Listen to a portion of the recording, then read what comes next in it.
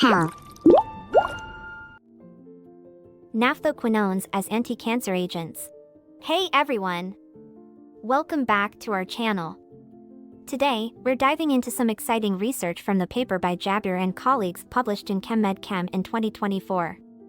This study explores a new class of anti-cancer agents, specifically focusing on a compound known as 5V. So, grab a snack, sit back, and let's break down the key findings in a way that's easy to understand. First off, let's talk about why this research is important. Cancer treatment has come a long way, but there's still a need for more effective and safer options. The authors of this study are investigating naphthoquinones, a class of compounds known for their biological activity, particularly in fighting cancer. Naphthoquinones, these are organic compounds that have shown potential in treating various diseases, including cancer, malaria, and bacterial infections. Now, let's get to the star of the show, compound 5V. This compound was designed by combining the naphthoquinone structure with other chemical groups to enhance its anti-cancer properties. Key features of 5V. Exhibits broad-spectrum anti-tumor activity.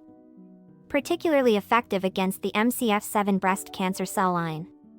Shows a significant selectivity for cancer cells over normal cells. The researchers conducted a series of experiments to evaluate the effectiveness of 5V. Here's a quick rundown of their methods. Cell culture, MCF7 cells were treated with varying concentrations of 5V. Cell viability tests, they measured how well the cells survived after treatment. Western blotting, this technique helped analyze the expression of proteins involved in cell death. Cell cycle analysis, they looked at how 5V affected the cell cycle, specifically checking for arrests in the S phase. ROS detection, they measured the production of reactive oxygen species, ROS, which are often linked to cell damage and death. So, what did they find?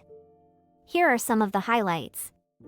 Effectiveness, 5V showed an IC50 value of 1.2 μm after 24 hours, which is better than the standard drug doxorubicin.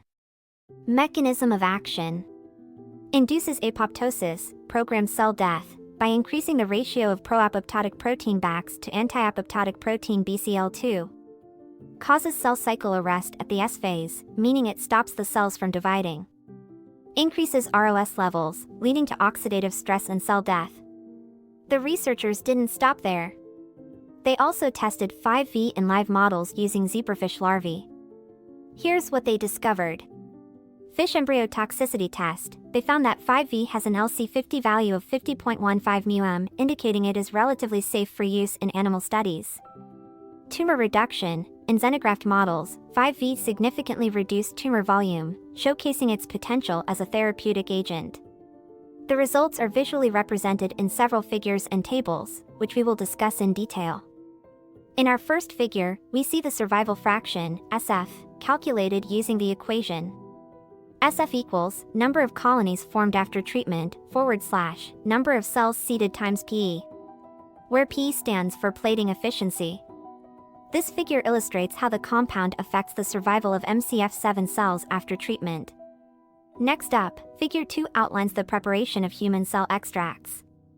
MCF7 cells were cultured in FBS-free DMEM and treated with varying concentrations of 5V for 24 hours. The process involved harvesting cells using TRYPLE express enzyme, centrifugation and lysis using cell-lytic MT cell lysis reagent.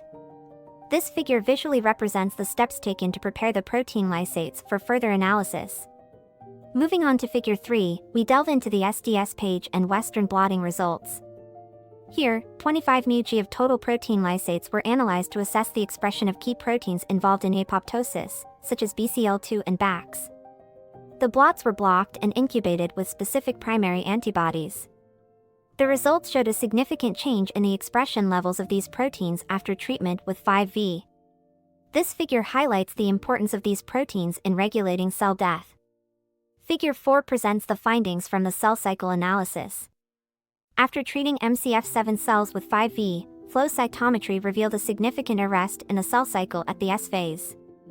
The percentage of cells in DNA synthesis increased from 11.33% in untreated cells to 36.48% post-treatment. This indicates that 5V effectively disrupts the normal cell cycle, which is crucial for its anti-cancer effects.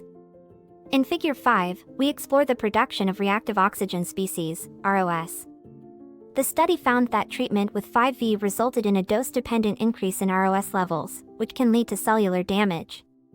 The figure shows fluorescence data indicating higher ROS production compared to control groups. This suggests that 5V induces oxidative stress, contributing to its cytotoxic effects.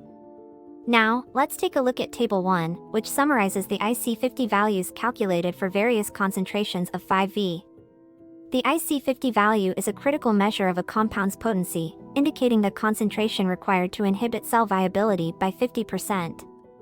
This table is essential for understanding how effective 5V is compared to other treatments.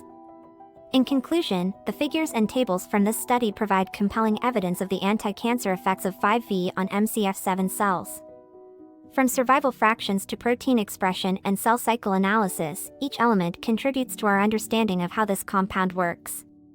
The study suggests that 5V is a promising candidate for developing new anti-cancer therapies.